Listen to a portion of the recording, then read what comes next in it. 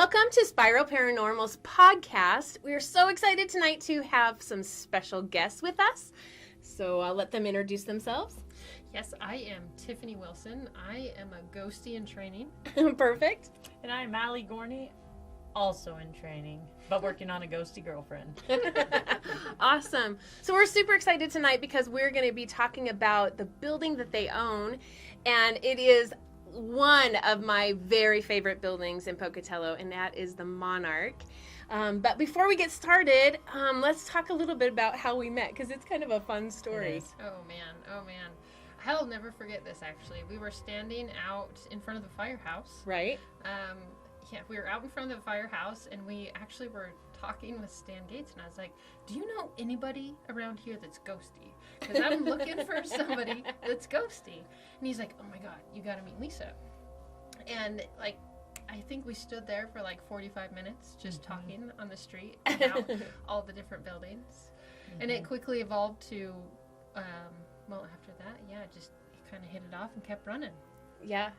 Absolutely. That's kind of where I got my little nickname from you guys. Yeah, Lisa Ghosty. Yeah, Lisa Ghosty. So that's pretty fun. Yeah, that was a great night. I just thought it was we were just meant to meet each other and to get connected. And so I thought that was pretty cool. So talking about your building, like I said, it's one of my favorite buildings in Pocatello, and we've had the opportunity to investigate it a few times, and we had lots of experiences. So going into getting your building, did you hear any stories or have anything kind of happen? A little, I did a little bit. I had heard stories about some lady on the balcony, and just overall that it was definitely haunted. That was for sure the thing that everybody said, that building is haunted. Yeah. It's like, oh my God, you and and I'm like, honor? Yeah. How many ghosts have you seen? And the first thing I said is, we got to figure out what haunted means. Right. We figured it out pretty quick. Yeah, that's awesome. So while we're talking about that, will you tell us a little bit about some of the personal experiences you've had now that you have been in the building and spend some time there? You gotta tell them about your ghosty girlfriend. Yeah, for sure. Yeah. So one of so the ghosty girlfriend, we can start with the ghosty girlfriend. The ghosty girlfriend's a funny story. So it's during the day, one day, Tiff and I were up there just cleaning up stuff like normal. And we were doing a day of shoveling and putting in trash bags. And we were up, and it was almost the end of the day, and it was Tiff's turn to take the trash bag down. Yep. So she leaves. As soon as she leaves, there's this smell of old, but not bad old, good old perfume. I don't know how to explain. She doesn't want to say old because she doesn't want to call her ghost girl. Yeah, I can't call her old. Well, she's not old. I can't call her, but it's old-timey. It was what we'll just call it the toilet water that it probably was. No, it wasn't. It was such a good smell. She liked it, though, so I don't Such know. a good smell. And there was nothing up there that smelled good. Yeah. We weren't in that situation of Totally cleaning up. true. We were cleaning up non-good smells. And I'm trying to figure it out, and I'm looking around, and I couldn't figure it out. There's nothing. But then, as soon as Tiff pops her head back up from the downstairs, smell goes away. Boom. Lickety-split. It was just weird. So then, we borrowed your ghosty meter. Was it the K2 meter? The K2 meter, right? Yes. So we borrowed that one day. And then I went up there, and I'm in that little room, and I'm talking to, is anybody here? All that stuff. And then, for some reason, I said... Oh yeah, I forgot about this. Yeah, I said... Because we were planning to sleep there. And I'm like, okay, so what if I sleep here tomorrow night? Do you want me to sleep with you in this room? And that thing lit up like Christmas. Yeah. I was like, holy crap, what did I You're just do? You're like, what did I just ask? Yeah. And I see Allie's face, and it's like, I swear she saw a ghost because she was so pale, holy snap, what did I just do? Yeah, I was like, oh no, how do I let her down softly the next day? Yeah. So, yeah. I had to let her down softly because I had to go sleep with my friends. That's what I told her. Legit. True story. That's awesome. Yeah. That's awesome. Oh man, yeah, that was a good one. And it was so funny because when you told me about it, and you were embarrassed. Yeah. I didn't know how to feel about you had cheated or something. I'm like, what the frick? what really happened? Like, what really happened with this ghost girlfriend? So now it's a thing. I look forward to the next weird smells that we. You never know. And now you're excited to be like, I smell it. Hurry, come and smell this with me. And we decided I can't get in trouble because neither of us know what it means, so we got to figure it out. There you go. Right. Exactly. Yeah, that was probably one of the better ones. Yeah, for sure. That's For sure. awesome. Cool. Very cool. Yeah, there's tons of stories with the building. I don't know. Do you guys want to hear that more of them? Yes, More of them? absolutely. Oh goodness. Allie's story is pretty like positive and upbeat, so it's pretty good. I know, right? But one of the weirdest experiences I've like ever experienced is in the Monarch Building, and my entire perspective on life is different now actually, because same thing. We were up on the 3rd floor, and it was like middle of the day. It was like 3 o'clock, and we're shoveling stuff. And I swear on the Forever. corner, yeah, right. Out of the corner of my eye, like I see this figure of a woman's body, and she was wearing a dress, and it was the weirdest thing, and I couldn't describe it very well, but I can tell you very much that you could see like the texture on this dress, and that she was sitting on the balcony. And the funny thing is I on purpose like didn't read any of the ghosty stories or any of the stuff because I wanted to go into this whole experience with like an open mind. But I'll tell you what, like after that day, and then after reading some of the other experiences and stuff that people had, it was like, holy snap, I saw a ghost. Yeah, because she said, Allie, so I think I just saw a ghost. And I'm like, well, aren't those only at nighttime? Like it's 3 o'clock. Rookie cookie Yeah, here right. says, doesn't that only happen at nighttime? Between this hour and this hour. Yeah, and then Tiff says, well, this is it, and it was this and this, and I was like, holy crap, that's like one of the 2 stories that I ever heard. Was this lady sitting on a balcony or up there, and I was like, whoa. Yeah, that's crazy. Do you think there's a correlation between the perfume and the lady? Do you think it may be the same person? If it is, I gotta look her. Yeah. Oh, there you go. I've seen her, but you've smelled her. Awesome. I guess she's given a little to both, right? Yeah. She's a That's giving funny. ghost. Yeah, She's a giving ghost. That's We're gonna have to name her. There Serious. you Yeah, for real. go. Well, maybe that's something to start asking. Ooh. That's And maybe she already has a name.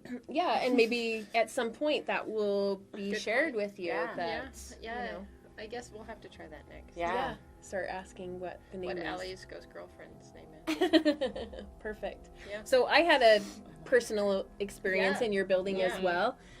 Again, definitely one that was a little bit of changing for me also.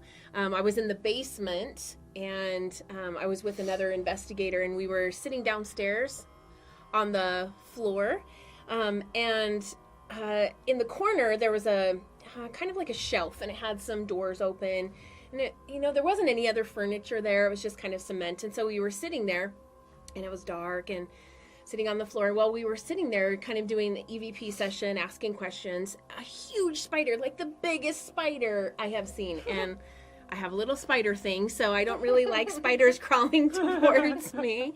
And I was like, oh my gosh, look at that big spider. And we're following it with our flashlight so we can see it coming towards us. And so I'm like, oh, hurry, jump up. So we both stand up to get out of the way of this spider, and maybe our foot might find it. And as we stand up, we turn the flashlight back down, and it's gone. And we're sitting in the middle of the cement floor. It would have had to have been like flash the spider to get away from us quick enough for us to not see it. And so I was like, where is the spider? So then we're kind of laughing, and I'm like, maybe it crawled up your pant leg. So she's shaking her pants, and I'm laughing, thinking, yeah, hopefully it crawled up your pants and not my pants. So we're looking around, and we're laughing because I cannot find the spider. We don't know where it went.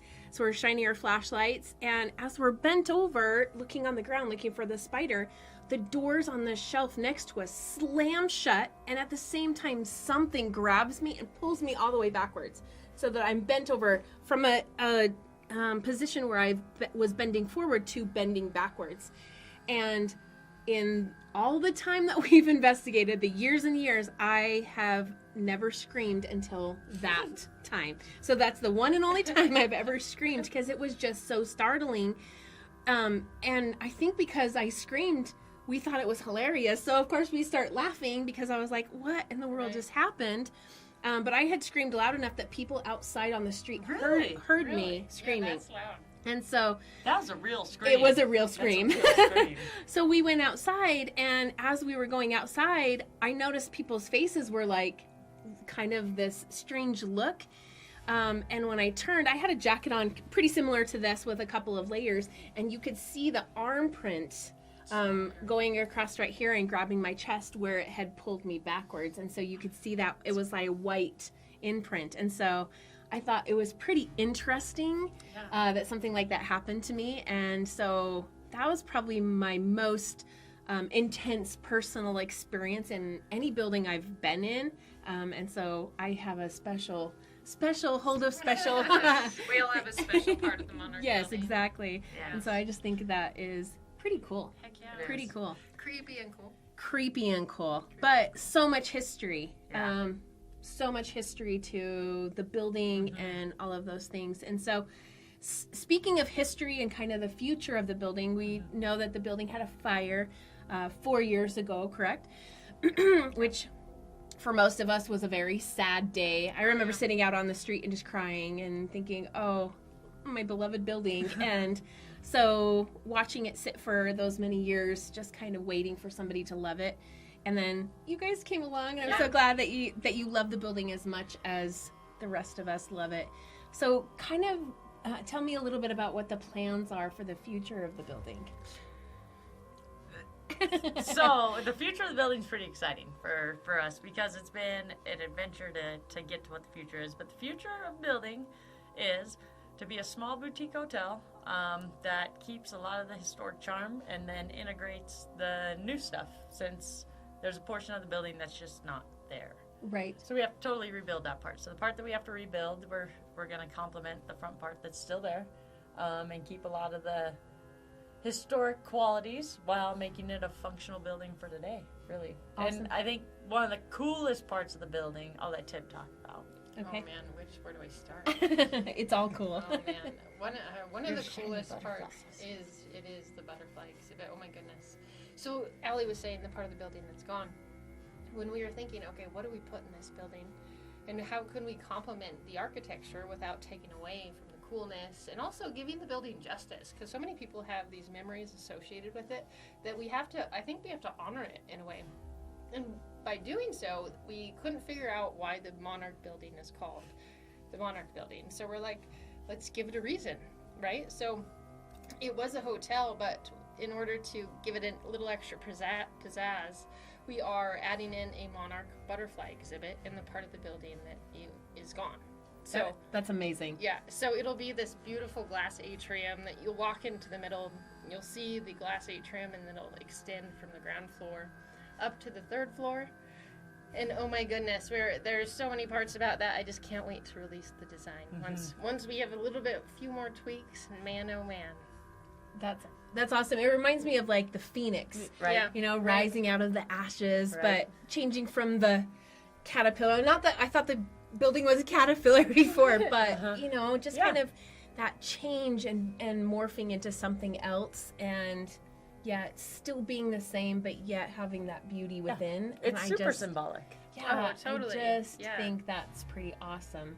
And so, I'm so excited. I'm excited for your plans. I'm excited to see where it's going. I'm excited for that building to have all of those things for the community. It's such a great building for the community. It'll be an architecturally cool building, because the building is gorgeous by itself.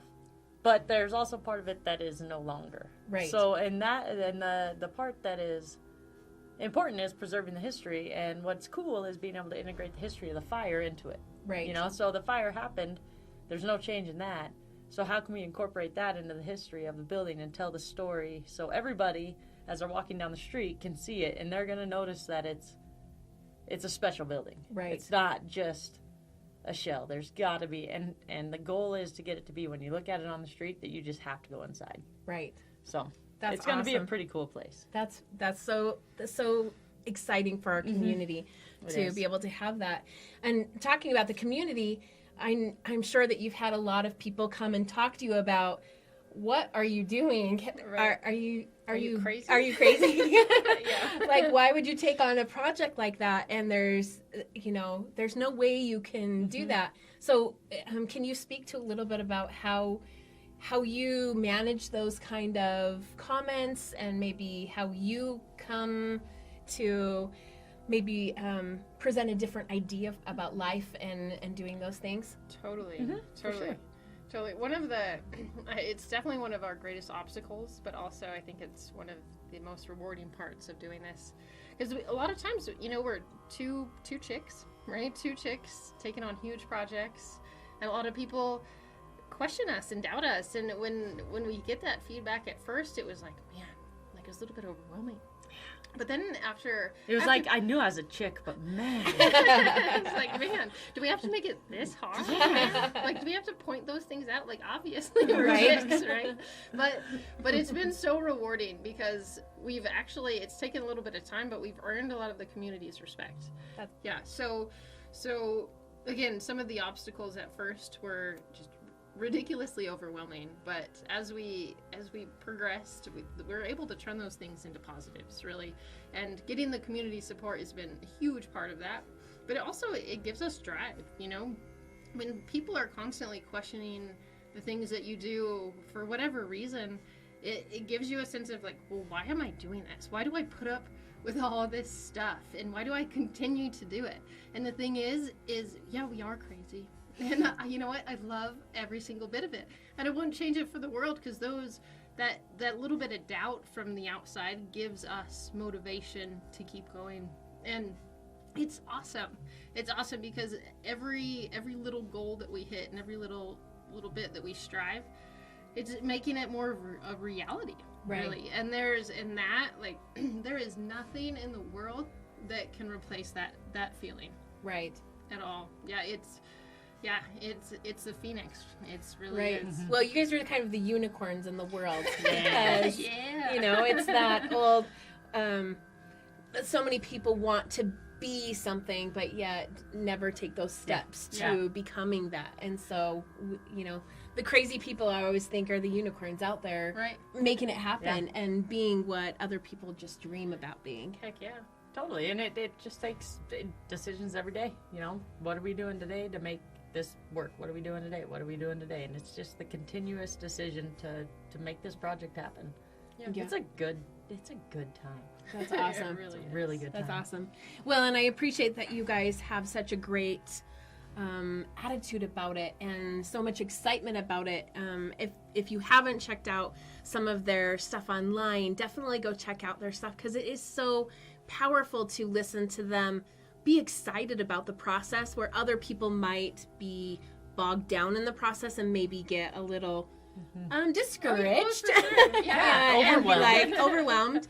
But you guys do a great job of not only being excited about the project, but exciting other people to kind of go after their big projects in life. And I think that is an amazing quality in both of you. Yeah, Thank you. No, it's been one of the best parts, because it's something that was really challenging for us to do this. And it's not like it's a cakewalk still, but it's a kind of challenge that changes your life. It's one that makes you say, okay, what else can I really do? What else can I really do? And we truly believe that everybody should have something in their life that says, what else can I really do? Because that's a driving force behind awesome things that happen on the planet. Absolutely. A lot of humans do a lot of awesome things, and I think a lot of humans are far more capable than what they express. And we just sort of throw everything out there in efforts to promote people going for it. And building their life the way they want. That's really awesome. Heck yeah. Well, this was such a great time. I had so much fun, sitting here listening to your stories. Cheers. And I have to say that I am inspired by both of you. Not only because I love the building and I love the ghost stories, and I love your ghost girlfriend, but I just love the idea of saving a building and creating something new, but yet still having that history alive and keeping all of that for everybody in the next generations to share. And so I'm so excited for the things that are coming. And so I appreciate both of you coming on our podcast tonight and sharing your stories. And we'll definitely have to do this again and sit down because it's a good time. It is. Yes. So, we appreciate it so much. Well, thank you so much. Thanks for joining our podcast. We had so much fun talking with our special guests tonight.